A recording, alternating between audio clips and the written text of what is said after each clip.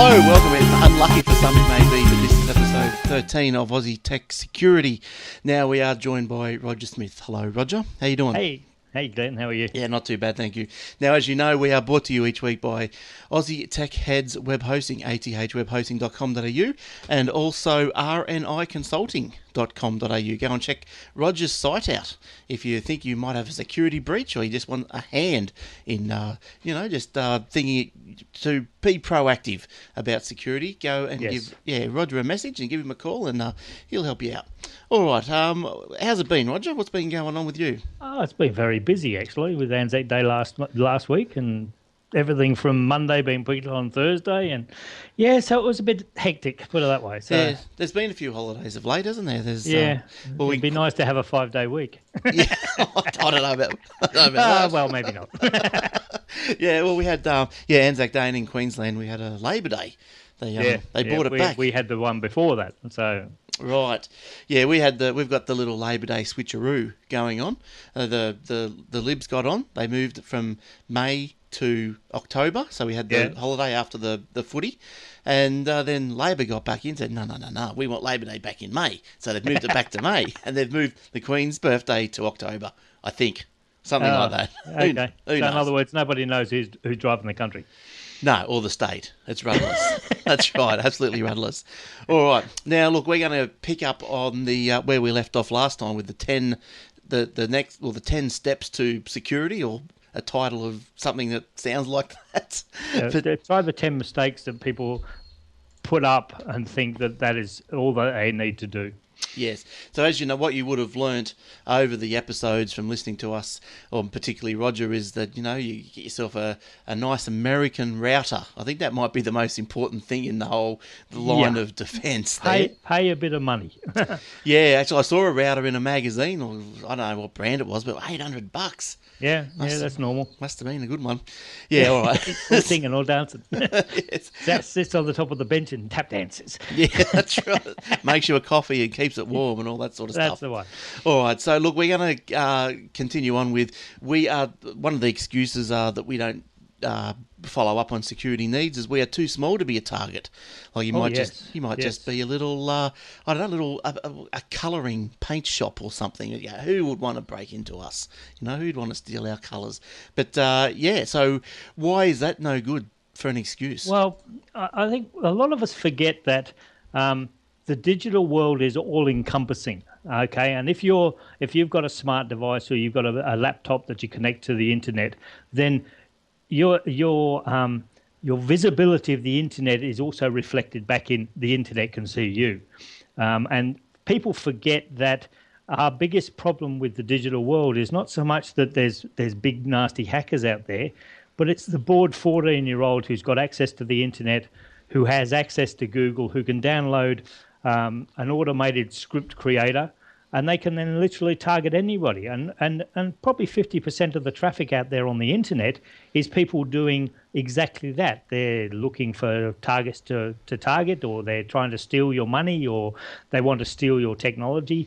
And all of these things mean that you can never have this attitude that you are too small, because the moment you connect to the internet, you are a target. Yes, and I suppose you could take, like, say if you're, you might be looking after your website or someone else's website, they get into your computer, then they're into your website, and then, well, potentially they may even go further than that. Well, that's right. And crazy. Actually, one of the classes we actually did at the University of New South Wales last week was we showed that it's really easy to infect a website, and yeah, fair enough. The systems we're playing with are not super secure, but just to prove the point of how it can be done, it's literally a line of code. And if you haven't configured your website properly, everybody who is actually landing on your website is being infected with that line of code. And people really have this attitude that, as you said, we are too small to be a target. It's just me surfing the internet. Well, you have access to a lot of things that are just you, and Yes. that information can be just pure gold to anybody who comes across it. I suppose, because I think about, like a lot of, say, take me, for example, is, like I do the web hosting and everything. So at the touch of a button, I've got I can say log in to everyone's website. So, Yep. and so I've had to amp up my security, say just in the office here, and Yep. to just make sure that the computer locks, every time I'm away from it and all this sort of stuff. Because just in case I go out and you don't want someone breaking in and the computer's unlocked if they're after that sort of stuff. But even to the point that I've got, you've got all these apps on your phone that do the same thing as your computer. You could lose your phone, and people can still do exactly what you can do on your desktop. Well, that's right, and that's the other thing. The people who are writing both the applications, who are writing the plugins for WordPress and all these sort of things, how do you know how their I suppose attitude to security is? Because what happens is one of the best examples we've seen is the football league in America, the NFL. Yeah, yes. Yeah, they had an app on a phone app or a tablet app that you can buy all your merchandise and all that sort of stuff. But you were putting a credit card into a system that didn't have any security, so there was no SSL behind it. So everything that you were putting in there was being transmitted back to the website as plain text, so everybody could read it. And then the people wonder why they get a bad reputation because of that type of thing. And people don't think security is really important until they've actually been in the situation where security has actually compromised their business. And then they realize that, oh, shit, we should have done something. And then by then it's way too late. Yeah, that's right. And so like you go to a lot of sites, even websites even these days, and you're putting all your personal information in, and it's not a secure site. So it's all getting transferred as a plain text. Some sites you log into, they send you a password in plain text. Yep. So that's why the sites these days, they send you a reset link and they take you then back to their site to change the password. But it can be pretty dangerous. Oh yes, it's a dangerous world. Very out there. dangerous all the way around if you think about it. And once again, we're starting to get this feel for security, but it's in my opinion, it's not happening fast enough. Even at school age level, yes, they're taught how to use computers, but they're not taught that security is really important to who you are and what you're doing. That attitude to privacy is really one of the biggest fundamental losses we're seeing in the millennium people who are coming through now. Yes, they're digital natives, but they have no understanding of you've got to keep some things back. You don't have to tell the whole world everything about you. No, that's right. And I know, like, you do see that. Like, you jump onto the young guys or girls' Facebooks and all this, and you know exactly where they are at any given time. You know what they're doing. You know what they're not doing. You can see their likes and all this. I just went through, I think after one of the shows we did, I went through my Facebook public profile, for security, and just tightened that right up. And I just thought, because I don't want just randoms looking at, say, what I've liked, what my friends have liked, or what I've liked of whatever, and photos and TV shows, even TV shows. I like stuff them. If they want to be my friend, be my friend. And then you got to be careful, haven't you? Yeah, well, that's right. One of the things that one of my slides in one of my presentations that I just did to the New South Wales Law Society was you never know who you're talking to.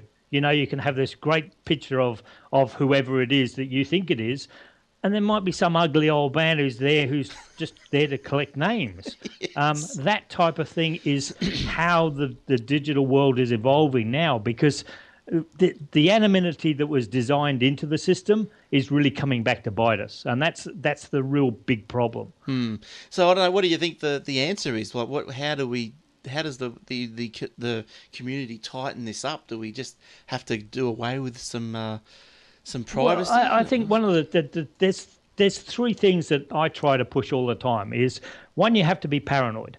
You have to be paranoid because everybody in the digital world is out for something. It doesn't really matter whether it's important or not important, but they are after something. Whether you go to a website and they want your email address and your name, for instance. So what you give them is really important. The next thing you've got to think about is you use common sense. Common sense, literally. If you're going to a hack site for a game, for instance, use common sense of what you are doing it for. Yes, we all know that the 14-year-olds are quite happy to go in, and it doesn't matter where they're going as long as they can get the hack. Yeah. But it's that comprehensive coverage of what you need to think about. And the other one is be cynical. Yes. If you've got all these three things in place, then the chances of being infected really, really do go down astronomically, because you're looking at the digital world the same way you look at the real world. You don't trust anybody until you know who they are, That's right, what they want, who they've connected to themselves. Yeah. And if you've got that real world feel for your digital persona, then the chances of being infected are really, really low.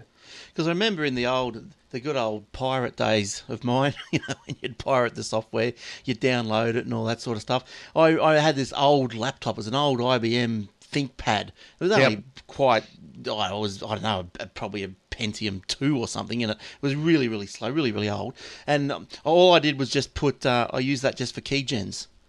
So I downloaded the software, the trial software, so I knew it was Smicko, and then just did a keygen on another computer, and then brought the key across. But so but I'm not saying that's what you do, but because it's a lot harder nowadays, because the companies who create the software now require you to be connected to their system in some way. So it does protect them, but there are ways around it, and we've even seen.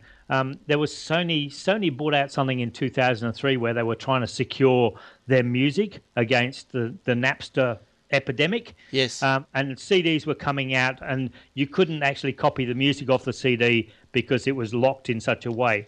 But what they found also is that when Sony released this, and if you accidentally booted your PC off the CD, it was actually rootkitting the PC. Oh, yes, nice. Why would you think along those lines to protect your information? Why would you go down that track? And I think this is also something that the other thing about that whole story is the bad guys knew about it. Yeah. And because they knew about it, they knew if it was one of the first tests they did on a system to make sure that they could get in, and those viruses and malware were targeted at that rootkit system. So, and 2 days after it came out, this was available on the internet. That type of thing is really scary stuff. Yeah. And it does put this perspective of where the digital criminal thinks. And even, as I said, the bored 14-year-old with access to Google can do absolutely so much damage. Yes. And we've come across 15-year-olds who are making $10,000 a month.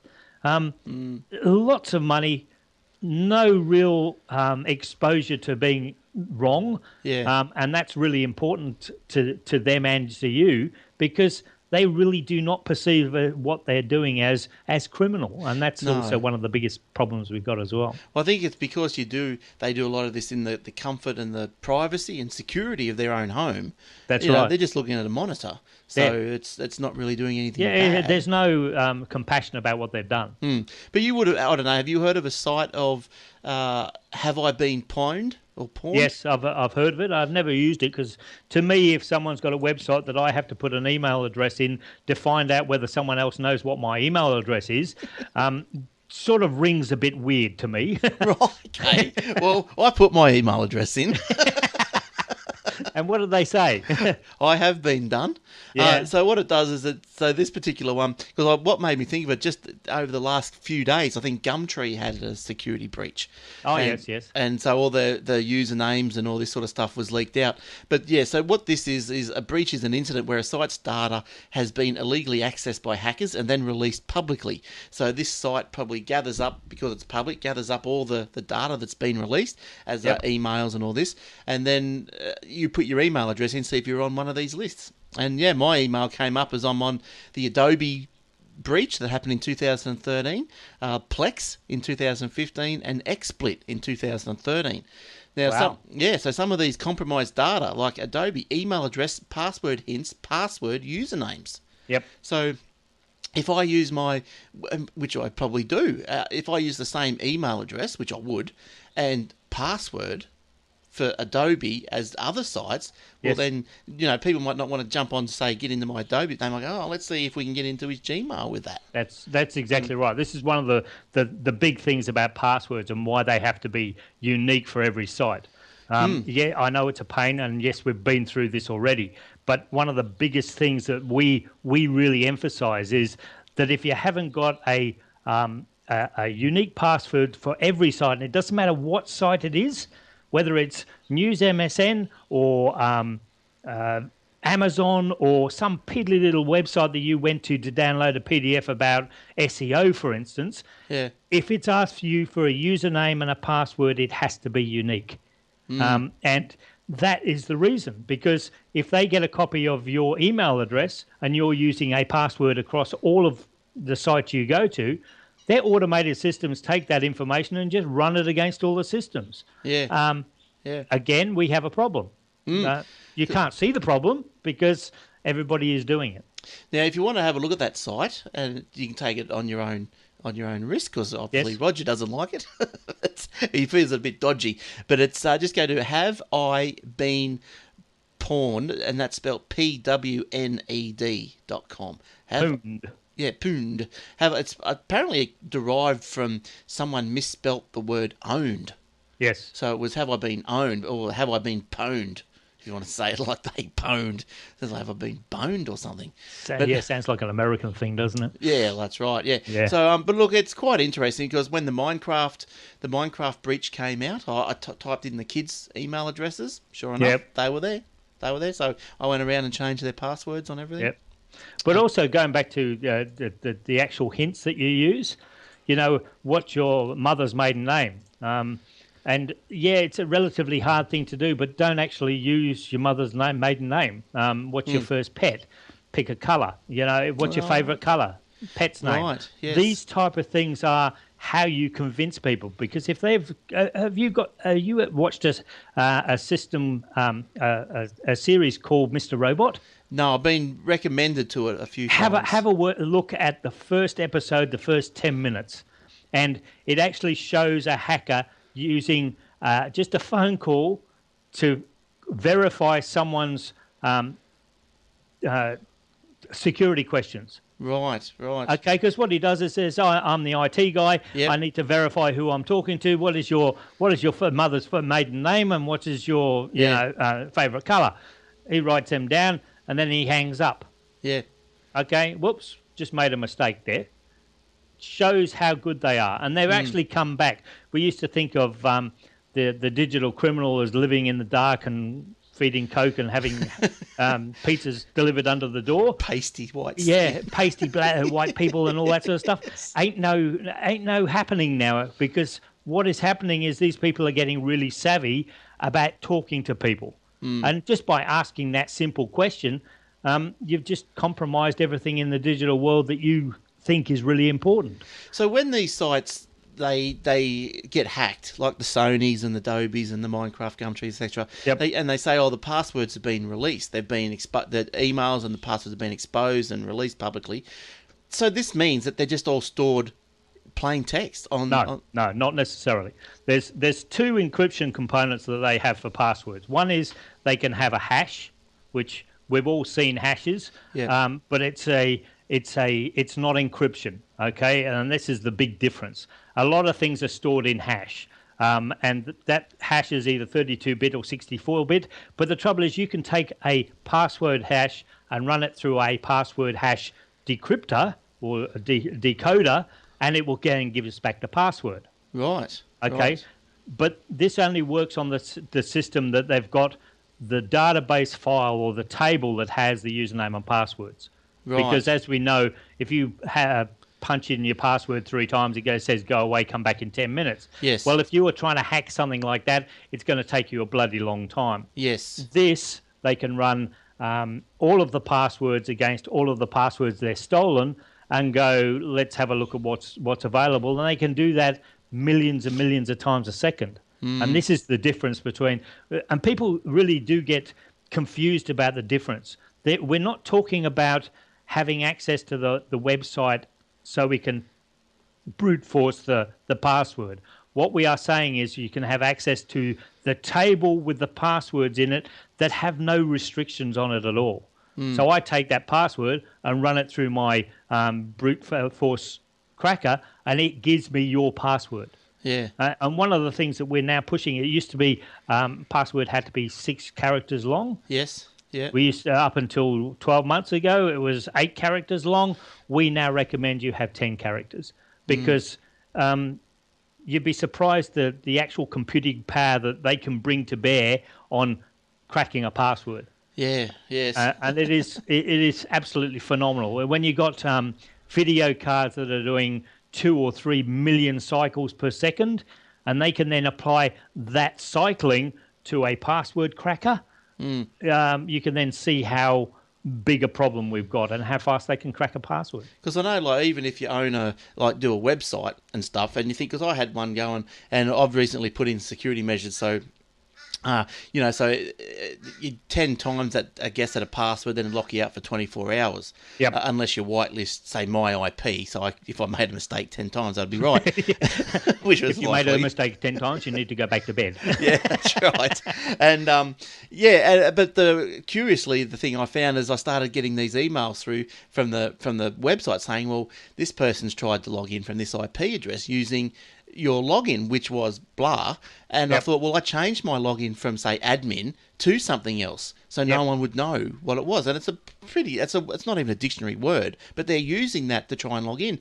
And I'm sort of scratching my head, and I'm not sure if I spoke to you about it or whatever, but someone said to me, because I'm thinking, how do they get my login even?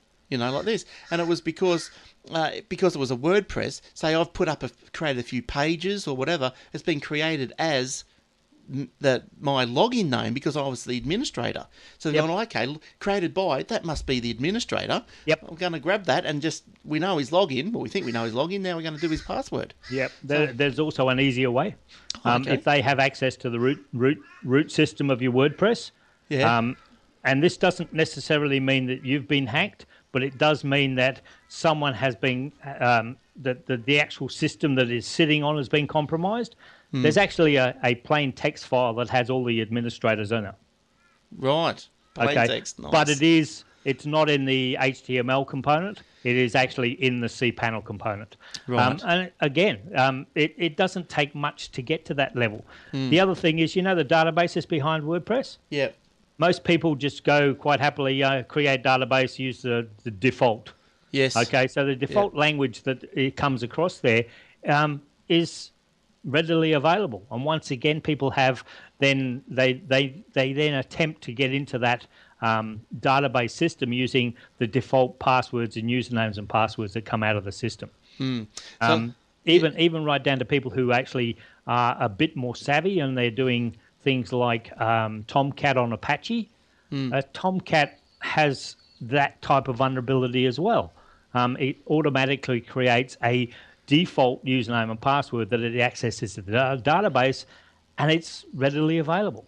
So where do you go? Like, so if you're going to put a site up on the net and you want it to be like top secure, do you have to go like totally proprietary software? No, not necessarily. But what you do need to do is have control of the box. If you want to have a secure website, then you take and you know what you're doing is the other thing. You need to know what you're doing because you need to be able to harden that box itself. If you harden the box and then put the website on top of it, that's part one. Part two is then actually putting a website gateway in place as well. So you have this separation between your website and the actual digital world itself, and everything that people are asking for are seeing that main page, but it's coming from another location. Yeah, right. Okay, right. So yes, they're targeting this, but they're not actually targeting the back end. And a lot of the other things that we're finding is there's a trust relationship between the front end, which is your website, and the back end, which is the database. And that trusted relationship is what makes it work. If you remove or you can do something at the trusted level, so you can pass information from the trusted level back to the database, then the database is automatically going to do whatever you tell it to do. And that's another thing that comes down to how the system has been set up, who configured it, and how secure that configuration is. Because I know, like, even with things, I know we spent a bit of time on this. We did have other things to get through. Yeah, we did, but that doesn't matter. No, but we can continue. This stuff is relatively important because going back to why people think they're too small, if I've just got a website that I'm not going to care about, all of my visitors who come to that website are going to be infected if I have not done the right thing. So if I've used admin and password as the administrator password, and it's one of the first things that those bored 14-year-olds are actually scanning for. Yeah. If I go to this website or this IP address, let's put in admin and password and see what happens. Well, that's right. Before I go to someone's house, before I even climb into the cupboard, I'll type in admin or admin password. Know, and say a trip to the cupboard. Yeah, that's right. Most of the time. So I had something else I was going to ask you about, but I forgot what it was now. I lost my train of thought. But anyway, that's what it was. Now, you just got to wonder, like, just getting away from the websites and that, but you got to wonder, like, you sit around at your Windows 7, Windows 8, whatever, and you lost your login password. Yeah, well, crap, what do I do now? And you do a bit of a Google search on another computer, obviously. So you're doing a Google search, and you come, get into your Windows 10 lost password. How do you recover lost password? Yeah. It's pretty simple. So what's the point? That's simple. Like there's a program, couple of keys. If you're really worried about security, there's a number of things you can do. One is you put it so that it can never boot off anything except the hard drive. Okay? If you can change your BIOS so you can't boot it off CD or you can't boot it off USB, then when you get to that stage and you have to crack it because you lost your password, then you've got a problem. But if you want to make it so that someone who throws in an Opix CD can then run up a totally different environment, access your username and password database and get the username and password out of the system or change it, then you need to have a look at the real basic level. So you've got to change your BIOS. You've got to change your boot properties so that people cannot boot into anything else. The only way you can boot in is through the hard drive. Yeah. I found out an interesting thing that an IT shop showed me, actually. Did you know that now with Windows 10, if you've got a full-blown Windows 10 environment, you can take the hard drive out and put it into any other machine and it'll actually run up? Right. Okay, right. Which is something I never knew. No. Because everything with Windows prior to that, if you took the hard drive out of a Windows 7 or Windows 8, put it in another machine, the drivers would say, pedal off and not do anything. Well, even to the point, if it was you took it out of an Intel CPU, put into AMD, it would crash, blue screen. Yep. Yeah. Okay. Well, now Windows 10 allows you to do that, which is good. Well, I suppose yes. Good in one place, bad in another. But I wonder how does Windows 10 how would it activate? Because I think isn't the actual Windows 10 then activation is linked to the other hardware of the machine? I think as long as you run it through, because one of the biggest problems we ever had was people who were upgrading, say from XP to Windows 7, XP to Windows 8. Yep. Because there was this horrible process that you had to go through that really was annoying. Yes. Because you couldn't actually take the information off. You couldn't take the operating system across from one to the other. So it really became a problem. Whereas now you can take a hard drive out of a Windows 10 machine, put it into a new machine. It will automatically, connect itself as, read the right drivers so it'll run the hard drive properly. And then any changes on the system will then quite happily go off and get the right drivers and it'll run properly. Something that would have been really nice in the XP days, I'll tell you. XP was a dog. Yeah, well... So say, just getting back to security for our last, say, talking point for this episode is, so you're saying you take your computer or your hard drive out of one PC, put into another PC. Yep. Okay, yeah, that's fine to boot up with, because that's the boot drive. But say, like you've got your passwords down pat and all this sort of stuff. You've got the BIOS not booting from anything else, blah, blah, blah. So you go, I'm pretty safe.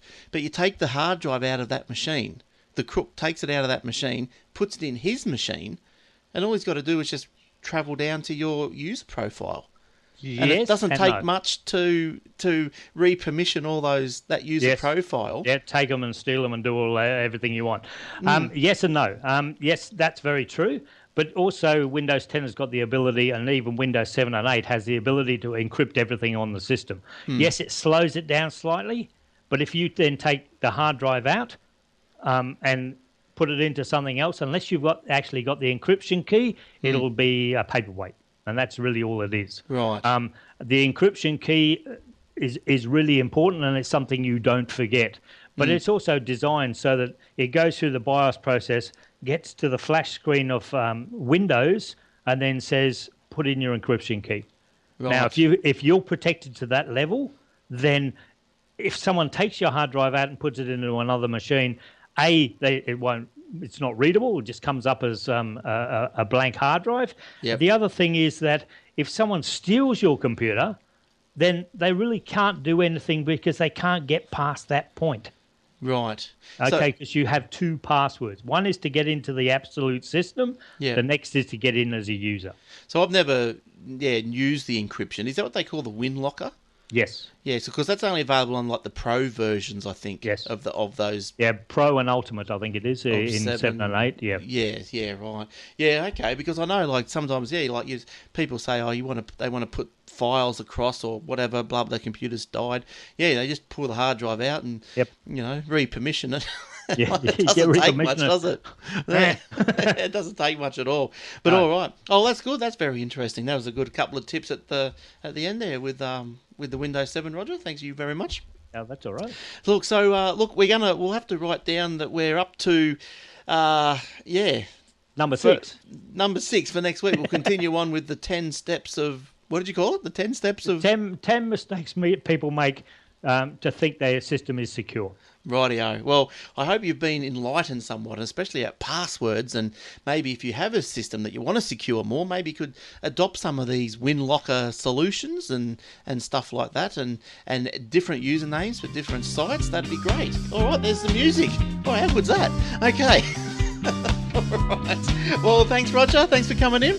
Thanks, Glenn. Much appreciated. No worries. And don't forget Roger's Lunch and Learn. When have we got another one on? I don't know. I've been that busy. I haven't been able to put it together. So, all right. So it will be probably next 2 weeks, 3 weeks. All right. Good stuff. We'll just follow Roger at SME Security, I think it was, on the Twitter. Yeah, that's the Twitter handle. All right. Or you find him on the Facebook or rniconsulting.com.au. And don't forget athwebhosting.com.au. Until next episode, bye-bye for now. Ta-da. Bye, Glenn. Thanks.